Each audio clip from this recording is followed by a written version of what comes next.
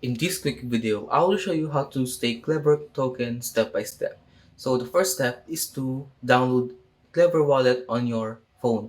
So you can download the Clever Wallet on Google Play Store and Apple Store because you cannot use the staking feature on the Google Chrome extension.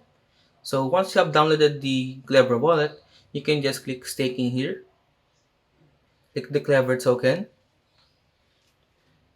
and then you must have at least 1000 Clever token in order to stake.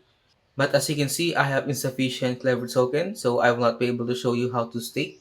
But once you have at least 1000 Clever token, click the staking here, the staking button, and then just type down the amount of Clever token you want to stake. So after you type down the amount of Clever token you want to stake, just pay for the gas fee. So make sure that you leave enough Clever token in your Clever wallet to pay for the gas fee.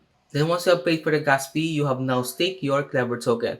So if you want to claim your Clever token or the rewards, you can just click claim here. And then we have here what we call buckets. So every time you stake, a new bucket is reserved with the amount you stake.